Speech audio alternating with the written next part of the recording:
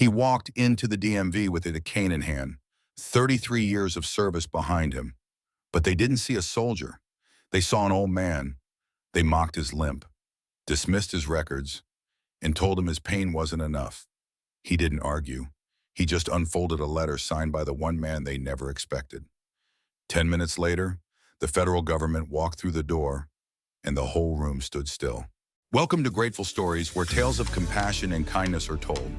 Let's uncover what really happened. Redford, Missouri, late in October. The bell over the door jingled softly as Henry Callahan stepped into the DMV. It was just after 9 a.m., but the line was already long, a snake of slouched shoulders and restless sighs. People clutching folders and forms like battle plans. Henry didn't mind the wait. He'd stood in lines far longer. Lines for gear. Lines for meals. Lines where your life depended on staying alert. He shuffled forward slowly, leaning hard on a wooden cane, the kind smoothed by time and worn in fingers. His left leg dragged slightly, stiff from an injury older than most of the folks around him. His coat was clean, though faded. His boots were scuffed but steady.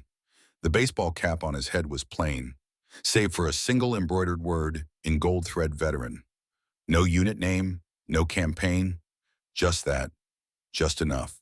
When his number was finally called G042, Henry moved toward counter 4. Behind the glass, a woman in her early 30s adjusted her name tag. Brenda, customer service specialist. Her nails were perfectly done. Her smile, less so. She glanced up as Henry approached and offered the kind of greeting that didn't reach the eyes. Yes, sir, what are we here for today? Henry set his envelope down carefully, easing himself into the chair in front of her. I'm here about a level 3 disability placard, he said, voice low and gravel thick. Got all the forms from the VA. Brenda pulled the documents toward her and began flipping through them with the practiced speed of someone used to saying no. Her brow furrowed slightly. Sir, this form's missing the state physician's signature, she said, tapping a highlighted section. And these supporting documents, honestly, they're a little vague. Henry didn't flinch. They're from the Department of Veterans Affairs, he replied evenly. They've certified my mobility restrictions. Brenda sighed. I understand that, but we go by state statute here. We need a very specific medical attestation, especially for a level 3. She offered a tight, professional smile. Perhaps a lower-level placard would be more appropriate. Or you can try reapplying once you have more substantial evidence. There was no malice in her tone, just the kind of bureaucratic indifference that wore a man down faster than any battlefield ever did. Henry nodded slowly, though something in his posture stiffened like an old wall bracing against a coming storm. I served 33 years, he said quietly, eyes locked on hers. 8 of those with special operations. The cane's not for decoration. Brenda didn't answer. Instead, she glanced at the next number on the screen. Someone behind Henry cleared their throat impatiently. He looked around. A teenager scrolled on his phone. A mother bounced a crying baby. A man in a suit checked his watch. Annoyed. No one saw him. Not really. He was just another old man in a line full of complaints and delays. Henry rose slowly, pocketing the envelope that had suddenly become far too heavy. Outside, the autumn wind cut across the parking lot like a blade. Dry leaves chased each other along the pavement as he stepped onto the sidewalk. He didn't look back. That afternoon, Henry returned to his apartment, a modest second-floor walk-up on the edge of Redford. Quiet, clean, lived in. He hung his coat by the door, lowered himself into the worn recliner, and exhaled with a weight that came from somewhere far beyond his bones. On the coffee table sat a wooden box, unassuming, but polished by careful hands. Inside ribbons, commendations, the Distinguished Service Cross, 3 silver stars, a row of purple hearts, proof, of sacrifice, of blood, of years traded in silence. He closed the lid gently. The world didn't ask about those medals anymore. Not here, not in the long line at the DMV, not when your cane squeaked and your records weren't formatted just right.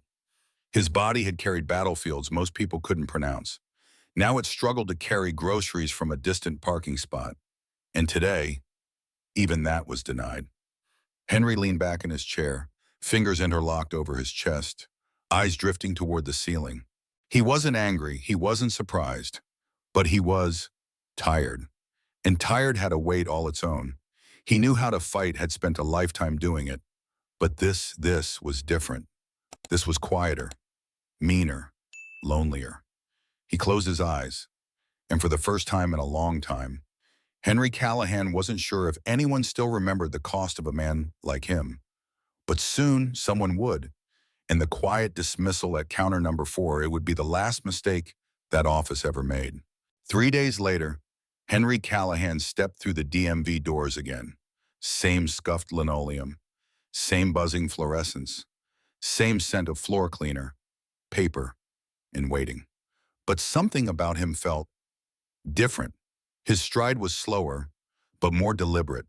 His shoulders, though hunched, carried a quiet weight like a man walking back onto a battlefield he didn't choose, but one he wouldn't run from. In his hand this time, a thicker envelope, VA forms, medical records, documentation signed and sealed, all of it. He'd called in every favor he had left at the Veterans Affairs office downtown, pulled files buried under red tape, printed letters he hadn't looked at in years. He had done his part. Now he just needed the system to do theirs. The clerk this time was different. An older woman with steel gray hair and reading glasses perched low on her nose. Her name tag read Brenda M., supervisor. Henry nodded once as he approached the window. Brenda looked up. Professional, unreadable. Yes, sir. Back again, Henry said quietly, sliding the envelope across. Updated documents. Everything you asked for. Brenda didn't respond right away, just opened the envelope, laid out the papers with slow precision, and began reading. Behind her, a younger employee leaned over, tall, early 20s, DMV polo tucked too neatly, a badge that read Kyle. He smirked as he skimmed the top page from over Brenda's shoulder. Still going, we're level 3. Huh, he muttered, just loud enough for Henry to hear. Ambitious. Brenda didn't react. Henry kept his eyes forward. Kyle didn't stop. These from the VA, he asked, gesturing toward the papers. Yeah, we've seen a lot of those. Pretty vague, honestly. You'd think for government documents, they'd know how to follow their own rules. Henry said nothing. He didn't need to. But Kyle grinned wider. Pop, pop, pop, he said under his breath, like a bad joke. Guess the VA ain't the top of the heap around here. Huh.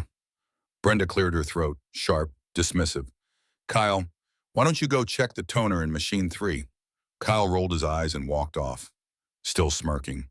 Brenda turned back to Henry. These reports, yes, they mention chronic pain.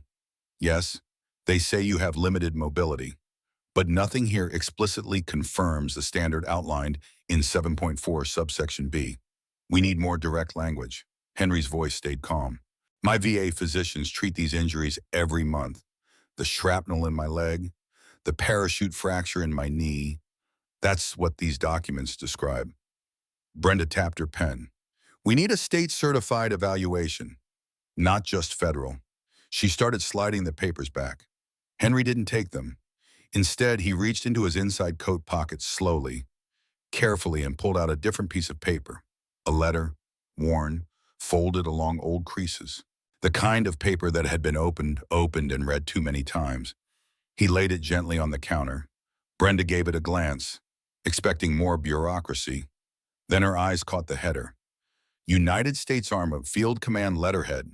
She paused, read the opening paragraph, then the next.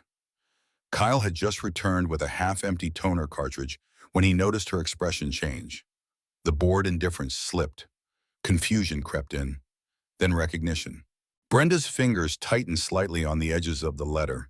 She reread the closing signature 3 times as if hoping it would say something else. Captain Marcus A. Thorne. Kyle leaned in, whispering, "Who's that?" Brenda didn't answer, because she knew exactly who that was. The same Marcus Thorne now serving as a 4-star general, the current chief advisor to the Joint Command Council, a name known in every military, political, and defense circle in the country.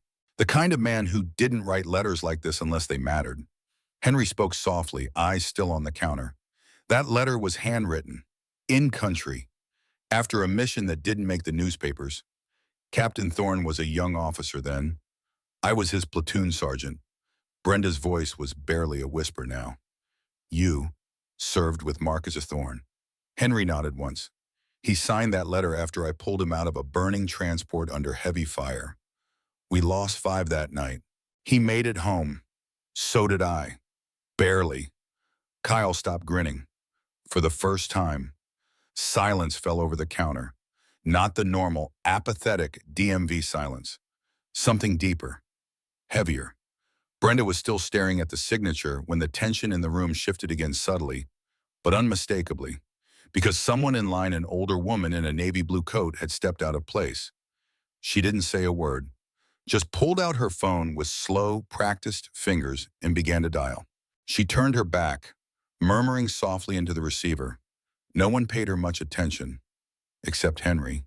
He recognized the kind of quiet urgency in her voice, not panic, but purpose, and when she slipped the words governor's office into her hushed tone, he knew. She'd heard the name too, Marcus Thorne, and she wasn't going to let this one slide. Brenda straightened behind the counter, eyes no longer focused on the papers in front of her, but on the door behind Henry. Because she knew something was coming, something bigger than state forms and subsection B. And for the first time since she started working at that office, she was afraid she'd made a very serious mistake. It began with a gust of cold air and the heavy clunk of boots on tile. 10 minutes. That's all it had taken. One phone call, one name, and now the front doors of the Redford DMV swung open like they belonged to something far more important. 3 men entered. The first wore a dark suit, pressed so sharp it looked like it had been folded by steel. His stride was steady, his presence unmistakable. Deputy Director David Ramirez, Regional Office of Veteran Affairs Oversight, flanked by 2 federal agents in matching suits and earpieces. Ramirez didn't stop at the information desk, didn't take a number, didn't ask for permission.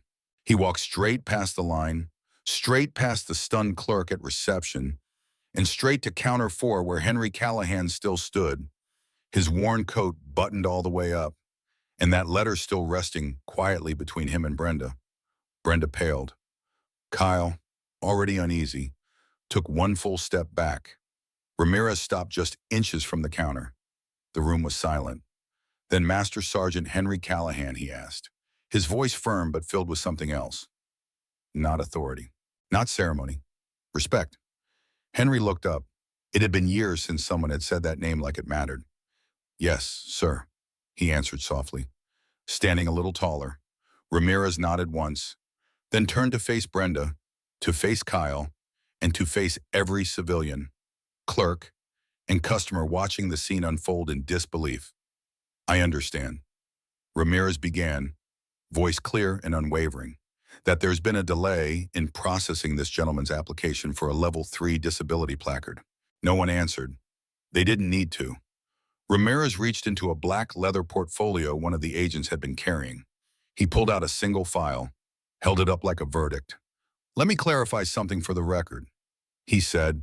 Master Sergeant Henry Callahan, United States Army Special Forces, served 33 years in active duty, including 12 in classified operations. The room froze. Recipient of the Distinguished Service Cross for Extraordinary Valor, 3 silver stars, 6 Purple Hearts, 5 Bronze Stars with Valor, Joint Service Commendation for rescuing wounded personnel under enemy fire. Kyle looked like the ground had dropped beneath him. Brenda's hands trembled as they rested against the counter. Ramirez turned slightly, his eyes falling hard on her. This man's injuries, well documented by the VA, confirmed by internal review, directly impair his mobility and qualify him for the placard he applied for. That decision has already been reviewed and endorsed by my office. And he raised the file slightly, by General Marcus Thorne himself. Gasps echoed from somewhere in the back of the room. Ramirez stepped closer to the counter. You questioned his integrity, he said, voice low. You questioned the credentials of VA-certified physicians. You dismissed combat wounds as aches and pains. You made assumptions based on age, posture, and the way a man dresses rather than the weight of his service. He let the words hang, then added, quietly, "That ends now." Brenda opened her mouth, then closed it. Kyle was already edging toward the hallway, looking anywhere but at the man he'd mocked minutes earlier. Ramirez looked at Henry again. "I'm sorry, Sergeant," he said, lowering his voice. "This isn't how we treat our heroes." Henry didn't reply. He didn't need to. Because for the first time in days, maybe weeks, he felt seen. Ramirez nodded to one of the agents. "Get his placard processed. Immediately. No more delays." The agent moved fast, bypassing the normal queue, typing in authorizations faster than the receptionist had likely ever seen. Brenda just stood there, still pale, still silent, until Ramirez turned back toward her. "This office," he said coldly, "will undergo a full compliance review by the state and federal oversight committees starting tomorrow morning." He paused, effective immediately. Then to Kyle, "If I were you, I'd start revising your resume." No one laughed. No one even breathed. The agent returned, holding a newly laminated Level 3 disability placard. He handed it not to Henry, but to Ramirez. The deputy director turned, held it with both hands, then stepped forward and said, "Master Sergeant Callahan, on behalf of a grateful department in a nation that sometimes forgets who paid the price for its paperwork, I apologize." He handed over the placard like it was something sacred. Henry took it, quietly. His voice when it came was soft. "Thank you, that was it. No victory speech, no fist pump. Just the calm, steady dignity of a man who had fought in silence and finally been heard." As Ramirez and his agents turned to leave, the rest of the room remained frozen. A man in the back, wearing a faded USMC hat, stood slowly and saluted. Others followed. The line had stopped moving, but something far more important had started. Justice, respect, remembrance. Henry stepped toward the exit, cane tapping gently with every step, and for the first time since he entered that building, every eye followed him. That night, Henry Callahan sat alone in his living room. No lights, just the quiet hum of the old fridge down the hall and the amber glow of a single lamp. On the table in front of him lay a small square of laminated blue plastic, the Level 3 disability placard, freshly issued, hard-won. Beside it, his wooden metal box lay open. For the first time in years, he reached inside and pulled out a ribbon frayed at the edges, then a citation, yellowed with time, then a silver star that had once glinted under desert sun. He placed the placard next to them, not like a trophy, but like it belonged, not because of what it granted, but because of what it represented. A country, finally remembering. He stared at it for a long while, then reached for the phone. The number still sat in his memory like an old cadence. It rang once, twice. Then Henry came the voice. Familiar, warm, laced with command even after all these years. Henry smiled faintly. "Evening, Marcus." "God, it's good to hear your voice," said General Marcus Thorne. For a moment, the decades between them disappeared, and they were just two soldiers again, talking, laughing, remembering. "I heard what happened," Marcus said softly. "They called me before the feds even left the building." Henry chuckled. "Wasn't expecting a cavalry charge, but it helped." "No," Marcus replied, his voice suddenly tight. "It wasn't help, it was correction. Long overdue." There was a pause. Then Marcus added, "Quieter now. You carried me out of that wreckage. Henry, I wouldn't be here without you. Don't think for a second I forgot." Henry closed his eyes. He didn't speak. He didn't need to. Because some bonds, some debts don't require words. They just require remembering. For hanging up, Marcus said one last thing. "You were my sergeant, my anchor, my compass. The system might forget men like you, but not me. Never me." Henry whispered, "Thank you." And the line went silent, but the weight in his chest. It finally eased, across town, in a quiet apartment above a pharmacy. Brenda sat on the edge of her bed, staring at the glow of her laptop screen. She had spent the last hour Googling everything she could about Master Sergeant Henry Callahan. She read the awards, the commendations, the history, and then she sat back and cried. Not loud, just quietly. She thought of her grandfather, Corporal Walter Marsh, who never talked much after Korea, who kept his medals in a shoebox, who flinched every time someone dropped a pan in the kitchen. She remembered rolling her eyes as a teenager when he took too long crossing the street. And now, she wished he were still alive, just so she could say she understood now. Brenda wiped her eyes and closed the laptop. She didn't know how to undo what she had said to Henry Callahan. But she knew she would never make that mistake again. And if the opportunity ever came, she'd stand for someone like him, out loud, without hesitation, because respect wasn't optional. It was owed. By the next week, word had spread. Veterans Halls started whispering the name Henry Callahan again. Not in memory, in recognition.